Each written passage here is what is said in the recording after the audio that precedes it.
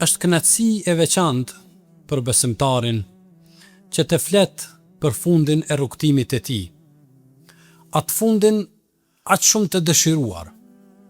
atë fundin aq shumë të ëndrruar, atë fundin për të cilin i është premtuar shumë. I është premtuar shumë sa që ja ban kalimin e rrugtimit për deri atje shumë të lehtë. E tërë kjo rrugtim i njeriut do të përfundoj një ditë. E sa kënaqësi e madhe do të jetë përjetimi i asaj për cilin kemi jetuar, përjetimi i asaj për cilin kemi frymuar,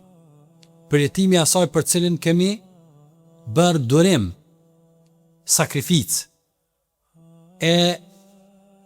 jemi përpjekur që ta arrijmë kënaqësinë e Zotit të gjithësisë. Zoti i cili besimtarëve të tij u ka ofruar ata të cilën njeriu në jetën e kësaj bote në asnjë rrethon nuk ka mundësi ta përjetoj. Nuk ka mundësi madje as ta shoh. Nuk ka mundësi madje as të dëgjoj për të. E tëra kjo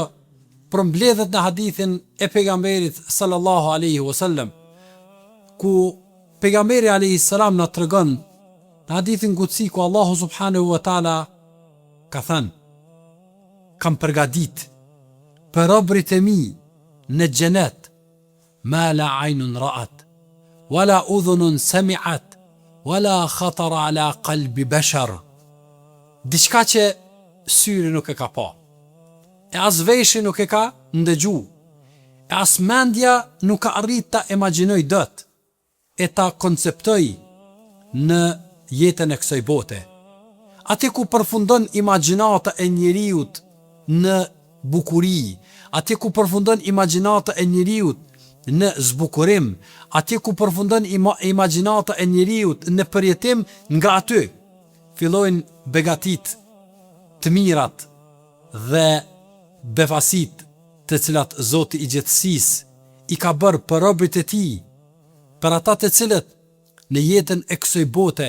kanë arrit ta kuptojnë qëllimin e krijimit, kanë arrit ta kuptojnë se pse është kriju e tërë kjo gjithësi,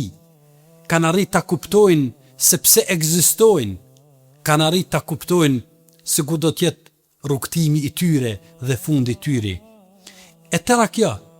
mund të përmblidhet në kuptimin më të madh, e që është وَمَا خَلَقْتُ الْجِنَّ وَالْإِنسَ إِلَّا لِيَعْبُدُونَ, ku Zoti xhalla shanu thotë se gjindet dhe njerëzit nuk i kam kriju për diçka tjetër, pos që të me adhurojnë. Pra adhurimi i Allahut subhanahu wa taala, e cili pastaj shprehet me dëshminë më të madhe, me fjalën la ilaha illa Allah, Muhammadur Rasulullah, si kushtin e patekalueshëm, si çelësin e xhenetit, si çelësin madje të gjitha dyrve të xhenetit, e të përjetimit, e të kënaqësive, pra mbetet fjala la ilaha illa Allah, Muhammadur Rasulullah. Pra çdo kush që e thot këtë fjalë ka të drejtë të ëndrroj, çdo kush që e thot këtë fjalë ka të drejtë të dëshiroj, çdo kush që e thot këtë fjalë me bindje e jeton pastaj në bazë të kuptimeve të cilat dalin nga kjo fjalë, atij i themi haniyen lek, urime, përgëzim, gëzou, sepse realisht e ke marrë në dorën tënde çelësin e xhenetit, pa të cilën besimtari nuk bën, e njerëzit në përgjithësi nuk mund të paramendojnë që të shkojnë në botën tjetër, sepse e kundërta është ajo që Allahu xhalla shanuhu paralemran edhe thot: inna Allaha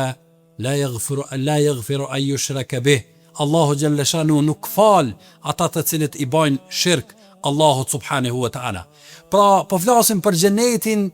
e xheneti ndrohet për ata të cilët janë muahidin, ata të cilët e njësojnë Allahun subhanahu wa taala, ata të cilët i besojnë atij, ata të cilët i nënshtrohen atij, ata të cilët dëshirojnë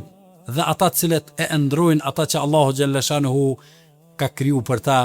e ka zbukuru për ta, e ka hjeshu për ta, e që do t'jetë